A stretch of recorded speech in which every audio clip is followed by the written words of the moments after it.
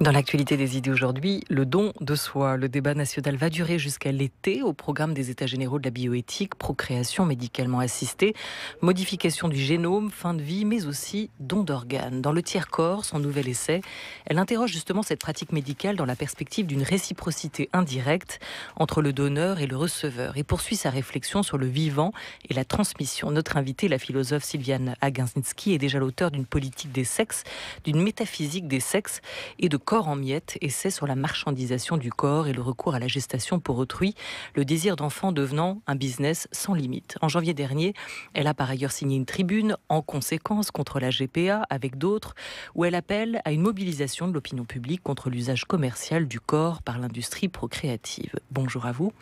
Merci Bonjour. d'être avec nous. Les États généraux de la bioéthique, avant une loi à venir à l'automne, avant d'ouvrir sur votre essai, Sylviane Agacinski, un certain nombre de principes doivent-ils être repensés aujourd'hui? Est-ce qu'il vous semble dépassé? Est-ce qu'il était important de rouvrir ces États généraux sur cette question de la bioéthique pour peut-être repenser ces principes et les mettre plus en phase avec l'époque? Je ne suis pas sûre que les principes soient forcément à mettre en phase avec quelque chose en tant qu'ils sont des principes, comme le respect de la personne humaine et de son corps.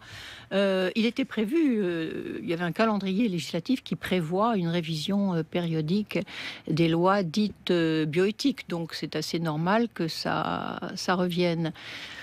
Moi, ce qui m'inquiète, c'est justement que ce que je crains, je dirais, c'est que au lieu de penser le rapport de la médecine, puisque c'est de ça qu'il est question, le rapport de la médecine avec le droit des personnes, on dérive un petit peu trop vers la notion de demande sociétale, par exemple, et aujourd'hui aussi de consultation qui s'apparente beaucoup à un sondage d'opinion. Et je ne sais pas, mais il faudrait voir ce qui se passe dans les régions, hein, bien sûr. Je pense que l'important, effectivement, c'est de revenir sur la question qui est annoncée, à savoir dans quelle société voulons-nous vivre. Et je suis convaincue que nous, la plupart d'entre nous, nous voulons vivre dans une société où la personne n'est pas l'objet d'une violence quelconque, que son consentement est nécessaire là aussi dans ce domaine médical. C'est la raison pour laquelle j'avais un peu été sollicité par la notion, ébranlé par la notion de consentement présumé du défunt. Et c'est un peu ce qui m'a poussé aussi à réfléchir sur ces fondements du droit et de l'éthique. J'ajouterai un mot, c'est que c'est sur l'usage du mot éthique ou bioéthique. Il me semble assez souvent qu'on appelle maintenant éthique quelque chose qui est de l'ordre du limitons les dégâts, limitons les dérives, en oubliant parfois qu'une pratique, c'est le cas de la GPA par exemple, est intrinsèquement un abus. C'est-à-dire qu'à partir du moment où il y a cet usage rémunéré du corps des femmes, par exemple, l'abus est intrinsèque. Ça qu'il ne peut pas y avoir de GPA éthique pour vous, par exemple. Évidemment, il n'y a pas de GPA éthique à partir du moment où partout dans le monde où cette pratique existe, elle est toujours, et pour cause, rémunérée, y compris sous l'intitulé d'une indemnité ou d'un dédommagement. Et quand on demande, mais est-ce que les enfants vont bien, on ne s'interroge pas beaucoup non plus sur ce qui se passe, évidemment, pour la mère. Et on considère qu'entre tous nos principes, par exemple, quand c'est pratiqué à l'étranger, bien entendu, qu'on peut acheter la vie d'une femme pendant 9 mois, qu'on peut acheter l'enfant qui est remis à la naissance, qu'on peut acheter le lien de filiation, c'est contraire à tous nos principes. Et pour terminer sur la notion d'éthique, c'est un peu comme si on avait dit à l'époque de l'abolition de l'esclavage, attendez, oui, mais les esclaves, ils sont pas vraiment malades, ils se portent bien, et s'ils consentent à propos, pourquoi pas aménager leur sort et faire un esclavage éthique? Pour moi, il y a une contradiction aussi grande. Alors juste sur ce point, le don contre la marchandisation, contre le règne de l'argent, c'était aussi la position du philosophe Ruvén-Augien. C'est ce qu'il défendait. Il a écrit La vie, la mort, l'état, le débat bioéthique, mais aussi le corps et l'argent. Sur ce que vous venez d'évoquer, écoutez ce qu'était sa proposition ou son incompréhension. Nous savons que la circulation d'organes dans le monde aujourd'hui fait l'objet d'un commerce horrible et qui est très bien documenté. On sait que les choses se passent de façon vraiment peu respectueuse de la personne humaine. Et pourtant, personne n'en tire la conclusion qu'il faut interdire le don d'organes en France. En ce qui concerne les mères porteuses, alors on agite cette possibilité qui existe, bien sûr, que des femmes riches utilisent des femmes pauvres pour faire porter un enfant, pour garder leur corps intact, etc.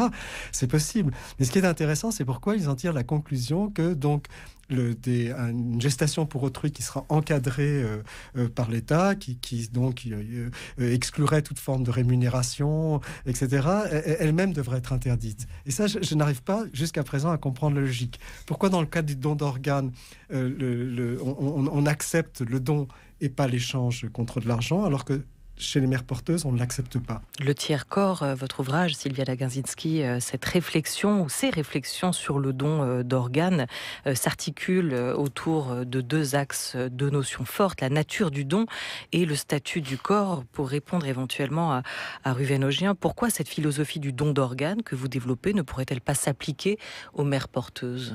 Alors, j'ai eu plusieurs fois l'occasion de débattre avec Ruven Augien, qui était un homme charmant, mais que j'appelais mon meilleur ennemi parce que nous étions dans une opposition radicale. Alors, je dirais, mais d'abord, il ne comprend pas quand il parle de pourquoi pas encadrer le don. Non, on parle d'encadrer le marché, on ne parle pas d'encadrer le don parce qu'aucune femme, sauf dans des cas privés, comme c'est arrivé entre des sœurs, c'est tout à fait rarissime, exceptionnel, personne ne proposerait de faire des lois s'il s'agissait de ces cas-là.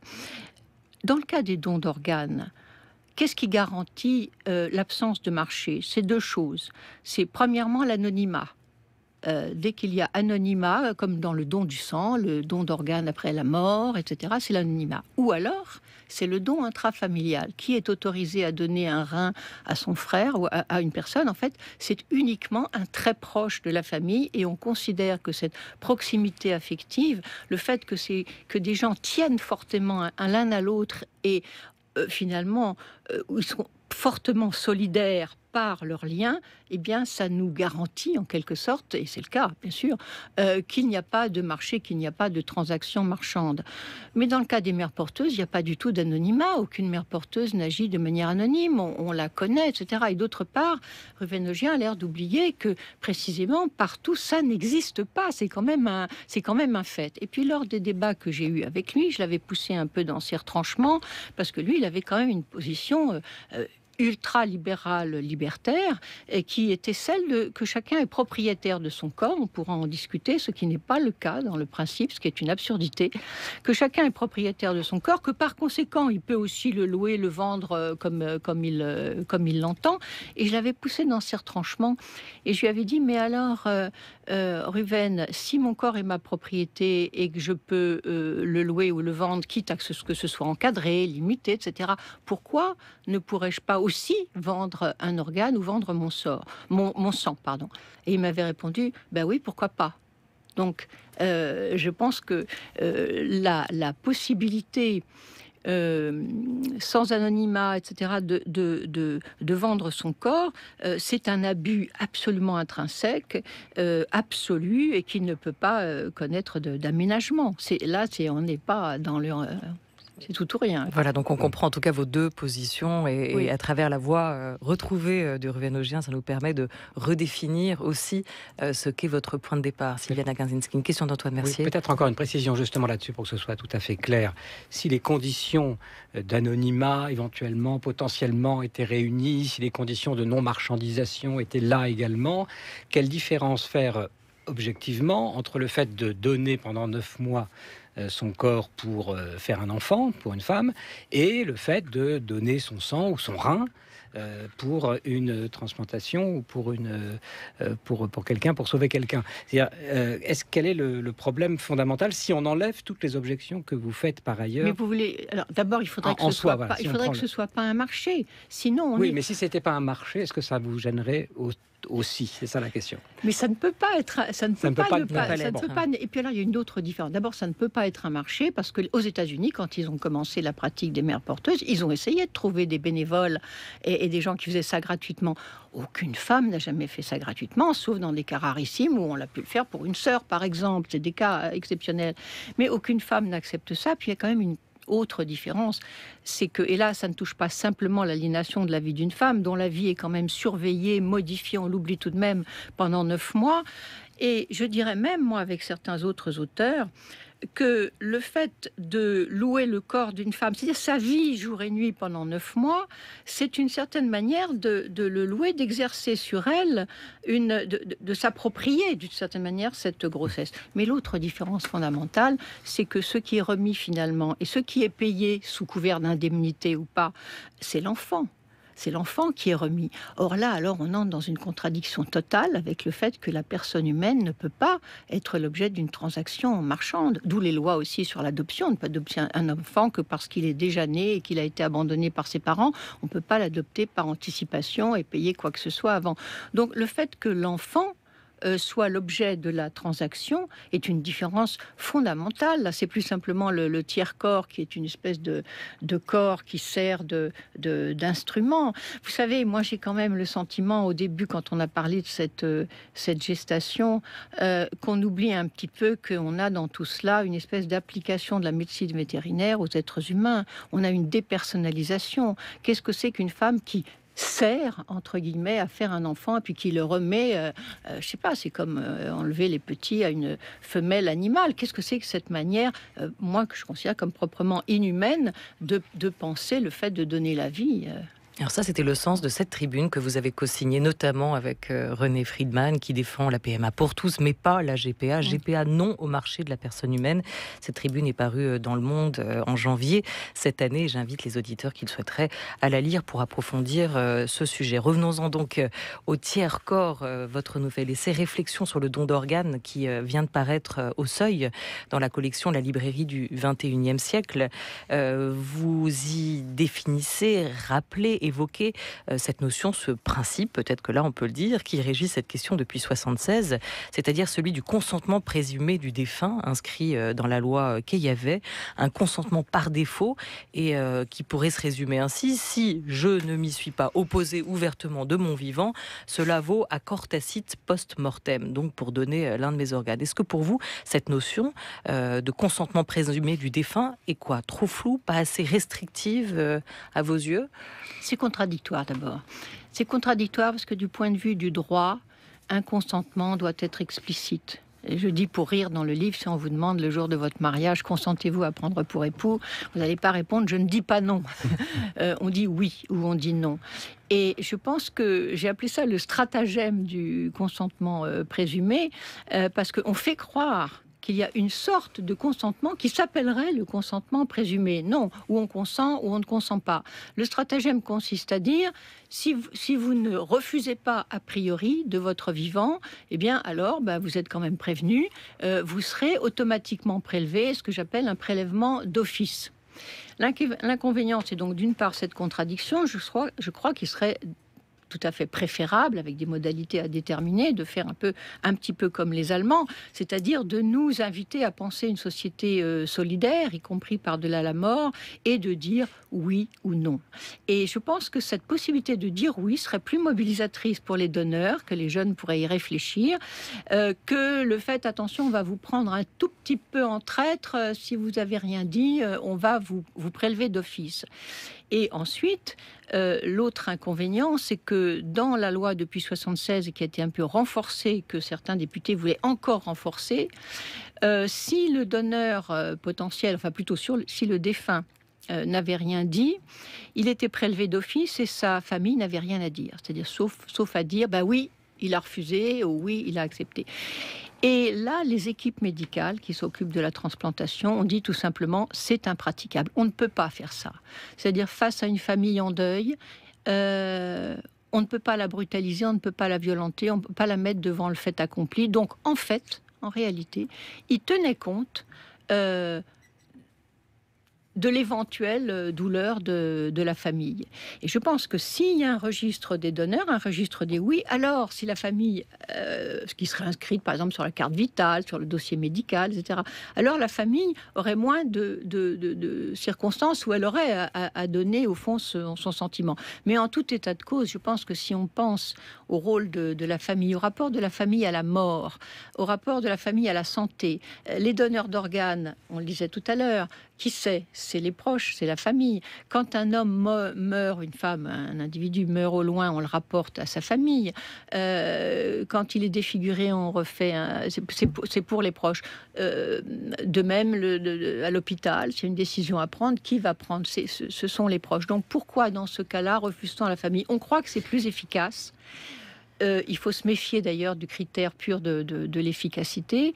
Mais c'est quand même une question, pardon, oui. Sylviana Gazinski, Oui. parce que vous l'écrivez dans cette idée du consentement présumé du défunt, ou dans ce principe, il y a une forme de dévalorisation de la solidarité bénévole. Sauf que aujourd'hui, ce qui va peut-être contre vous, ce sont aussi les progrès de la médecine et ce que l'on peut faire aujourd'hui, notamment avec les transplantations, une transplantation qui peut permettre la vie. Bien sûr. Il y a une demande de plus en plus forte. On a aujourd'hui les moyens techniques de le faire. Est-ce que c'est pas risqué de s'en remettre à l'élan solidaire de chacun dans des sociétés qu'on sait de plus en plus individualistes?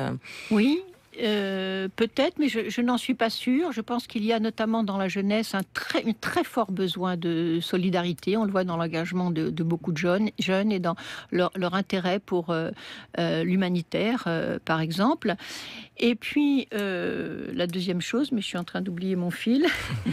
La deuxième chose, vous disiez, pardon... Non, sur nos sociétés plus individualistes, est-ce qu'il faut vraiment compter sur la solidarité de chacun? Est-ce qu'il n'y a pas un risque? Mais ce que je dis, mais c'est une manière de réfléchir, encore une fois, je ne tranche pas complètement, hein, mais est-ce qu'il n'y a pas aussi un risque à dire, par exemple, eh bien, le corps des défunts devient un corps automatiquement disponible pour la recherche ou pour la greffe, c'est-à-dire d'abandonner quelque chose qui était classiquement et qui est dans notre droit fondamentalement le respect de la personne humaine et de son corps, y compris après la mort.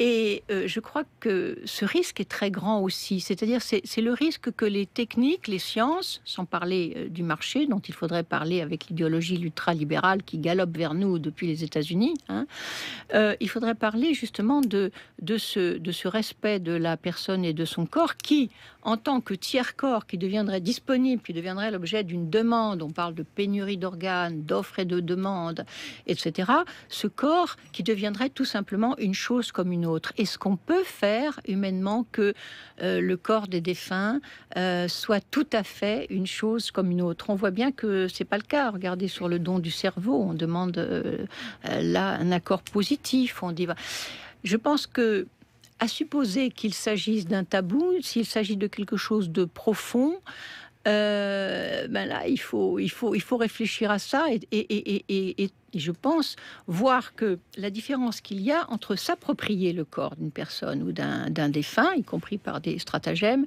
et demander au contraire à la société de s'exprimer sur la possibilité de donner de soi, c'est-à-dire de transmettre. Je crois que ça pourrait tout à fait être compris. Transmettre quelque chose de soi après la mort, ça a du sens. Et même beaucoup de familles l'acceptent de cette façon-là, en disant quelque chose de sa vie qui va être transmis. Je crois que c'est tout à fait possible. C'est difficile de poser la question quand même aux vivants, de dire... Voilà, positivement, on vous demande maintenant, aujourd'hui, de prendre position sur est-ce que vous acceptez ou pas, d'une part, et d'autre part, quelle est la situation aujourd'hui? Est-ce que vous la connaissez sur le nombre de personnes qui, effectivement, font cette démarche ou du moins de refus. Du refus. Je ne sais pas combien il y en a. Il n'y en a pas beaucoup. Ça va être très, très il y en a faible. pas mal inscrits au registre des refus, mais il y en a qui s'inscrivent parce qu'ils refusent cette loi du consentement présumé. Ils disent non, c'est pas logique, c'est pas cohérent. Moi, je suis persuadée qu'on s'inscrirait davantage au registre des oui et du consentement, comme on peut faire en Allemagne. Oui. Vous vous interrogez dans le Tiers-Corps sur la logique du don et du contre-don. Quelle forme peut prendre ce dernier pour vous à partir du moment où on se tourne vers une solution de don d'organes qui serait volontairement consentie de notre vivant? Est-ce qu'il y a une réciprocité symbolique qui peut se mettre en place? Qu'est-ce que vous dites à ceux qui pourraient se manifester de leur vivant pour encourager ce don? Oui, je me réfère évidemment à la typologie des dons chez Marcel Mauss. Que vous mettez même en exergue avec c'était ces 5 très très beaux important mots, de on s'en donne en donnant. Asseoir la réflexion au fond sur la nature du don et la valeur du don dans les sociétés, c'est-à-dire la valeur d'un échange qui n'est pas commercial, mais qui est un échange de gestes, qui est un échange de réponses, qui est vous me dites bonjour, je vous dis bonjour, vous me parlez, je vous réponds, et vous m'invitez à dîner, et un peu plus tard, je vais vous réinviter à dîner. Le don, on y répond par un geste, on n'y répond pas par un donnant-donnant, ou même à terme, on n'y répond pas par un prix, et on y répond éventuellement par la gratitude, et on n'y répond pas non plus forcément par un équivalent. Alors, là, typiquement par principe, le receveur ne peut pas s'acquitter de sa dette à l'égard du donneur. Hein, ça, c'est le problème. Exactement. C'est-à-dire, les dons cérémoniels qui exigent le contre-don, une réciprocité, je vous renvoie aux dons cérémoniels selon Marcel Mauss. Il y a des dons qui ne permettent pas de rendre directement à celui qui va donner et qui sont de l'ordre des dons humanitaires. Des dons non seulement bénévoles, mais dons faits par humanité, par excellence évidemment le don d'organes, qui consiste à donner à quelqu'un, y compris d'ailleurs des dons, les restos du cœur, etc., parce qu'il est dans le besoin, parce qu'il est dans la détresse, parce qu'il est dans la misère. On n'attend pas de réciprocité. Alors quand on donne un organe, non plus. Ou quand on donne du sang, on n'attend pas la réciprocité. Et là, j'ai trouvé le moyen, à propos de Mauss, de comprendre comment peut fonctionner la réciprocité indirecte à propos du don du sang ou des dons d'organes. C'est-à-dire, on a le temps de développer un petit peu? Oui. Je vais prendre l'exemple de Mauss. Il dit une réciprocité directe, c'est penser au jeu de balle. Une réciprocité directe, vous jouez au tennis, vous renvoyez la balle à votre adversaire. La réciprocité indirecte, vous jouez au foot, c'est-à-dire vous allez relancer la balle, passer la balle à un autre, qui va la passer à un autre, qui va la passer à un autre, et finalement elle va vous revenir. Ça s'apparente tout à fait, comme l'a aussi remarqué Marcel Hénaff, à ce que Lévi-Strauss appelle l'échange généralisé. Vous donnez des femmes, par exemple, sujet un peu délicat, mais vous échangez des femmes avec un groupe, vous donnez les femmes en mariage d'un groupe à un autre, qui va le donner à un autre, à un autre, à un autre, et ça vous revient. Eh bien, je pense que et puis troisième exemple qui est très important chez Mauss, c'est la réciprocité indirecte dans la transmission adulte-enfant, c'est-à-dire d'une génération à l'autre. Mes parents m'ont donné, et dans certains cas, je peux le rendre directement si je m'occupe d'eux quand ils sont vieux. Mais tout ce qu'ils m'ont donné, tout ce que la société m'a donné, c'est-à-dire ma culture, mon langage, etc., mes valeurs, et tout ce que mes parents m'ont donné, c'est pas à eux que je vais le rendre, c'est à mes descendants.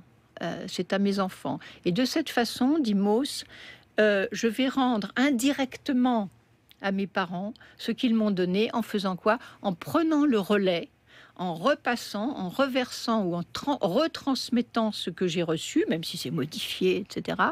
Et à ce moment-là, j'ai une forme de réciprocité indirecte. Dans le cas des dons d'organes et des dons même, bien sûr, anonymes, eh bien, le fait est qu'on a toujours déjà beaucoup reçu de la société. On peut avoir aussi reçu à l'occasion, bien entendu, du sang, des soins, des soutiens, de toutes sortes.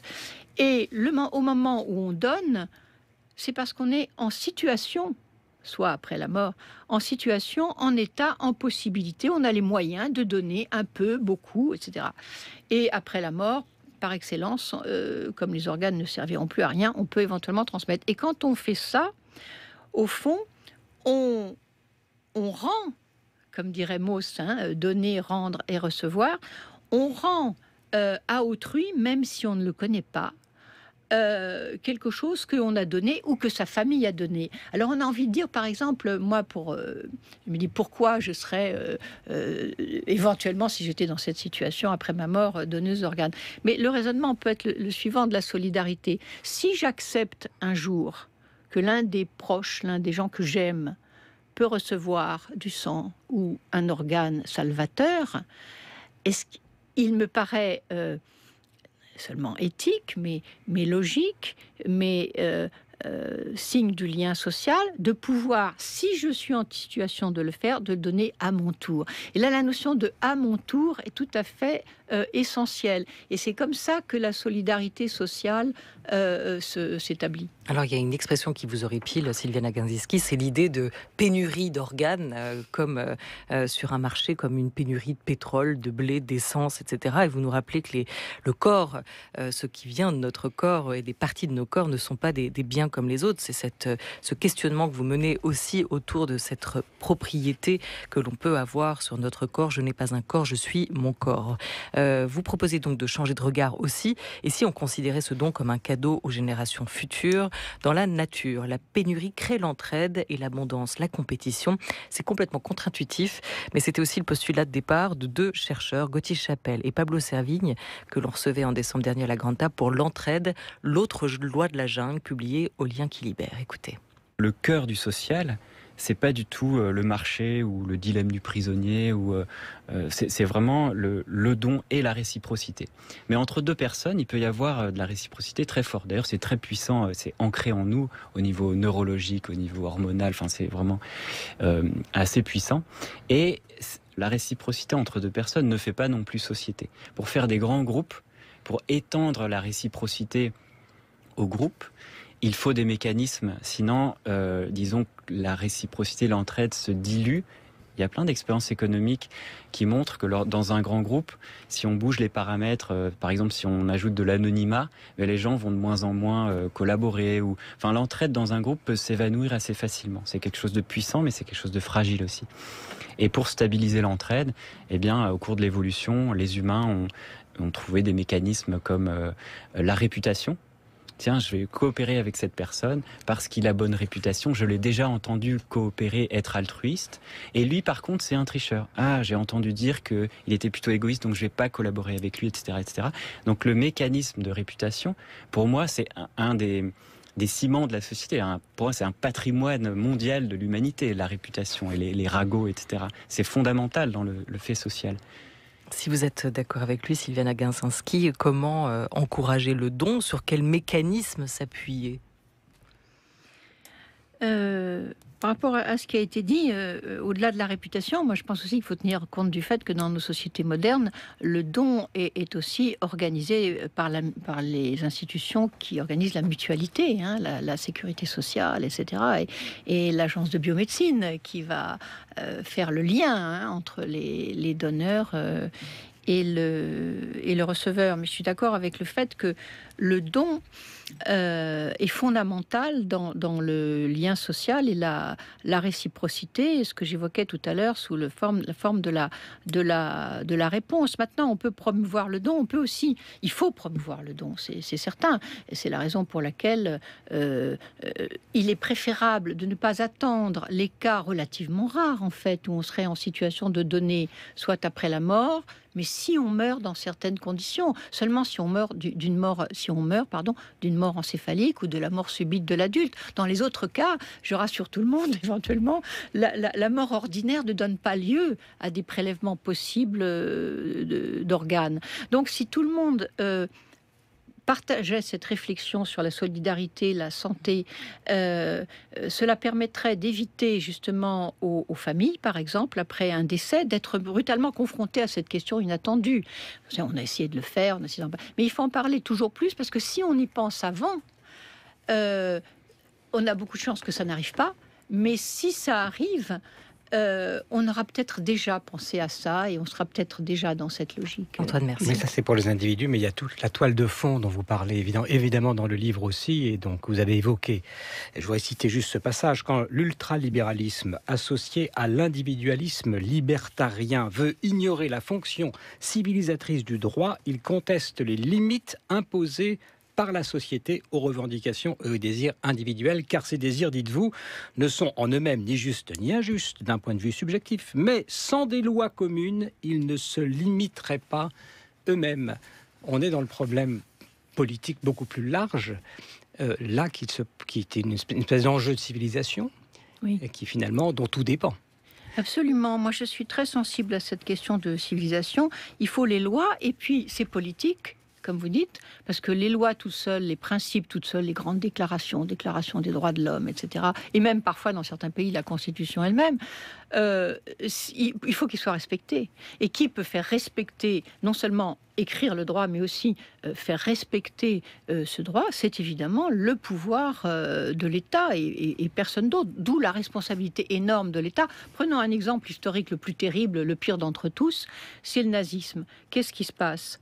À travers l'idéologie du régime, si on peut appeler ça un régime, il y a une espèce d'autorisation de tuer et même de devoir de tuer. Et dans le domaine médical qui m'intéresse tout spécialement, vous savez à quel point cette levée de tout tabou d'une certaine façon par le régime hitlérien, a fait que, et puis l'intérêt pour le biologisme, etc., a fait que le milieu médical a été à plus de 50% entièrement nazifié. Les médecins, qu'est-ce qu'ils ont fait dans les camps de concentration en créant des expérimentations sur des détenus ? Ils ont transformé ces détenus de manière parfaitement tranquille en ce qu'ils appelaient du matériel humain d'expérimentation. Donc là, on a affaire au pire, et c'est quand le droit et l'État qui garant du droit s'effondre, à ce moment-là, le pire est possible. Et ce que je veux dire, sans comparer du tout avec l'ultralibéralisme et le commerce dans le monde aujourd'hui, encore que les trafics d'organes sont graves, c'est que si nous sommes rattrapés par une idéologie hyper libérale qui nous dit « mais attendez, tout s'achète et tout se vend », il n'y a plus d'opposition, il n'y a plus de résistance au marché sans frein, par exemple, des organes et aux trafiquants qui sont nombreux déjà dans le monde. Merci beaucoup à vous, Sylviane Agacinski. Le tiers-corps, réflexion sur le don d'organes vient de paraître au Seuil. Pour ceux qui souhaiteraient poursuivre cette réflexion autrement, Étienne Klein vous donne rendez-vous demain à 14h30 à l'Odéon Théâtre, au Théâtre de l'Odéon à Paris. Il va s'entretenir avec le professeur Jean-François Toussaint, une discussion savante et animée autour du corps et de la médecine avec des textes lus par Léon Bonafé. Merci beaucoup à toute l'équipe de la Grande Table qui, quand elle se referme, se rouvre immédiatement sur franceculture.fr où vous pouvez nous écrire et vous abonner au podcast de l'émission. Merci à Claire Maillot, à Clémence Marie, à Coppelia Ménardi et à Chloé Leblond avec l'aide précieuse, très précieuse de Maxime Morin et de Émile Boutelier. À la réalisation aujourd'hui, Lise Côme avec Pierre Faucillon. Très bel après-midi à tous et bon week-end. France Culture, l'esprit d'ouverture.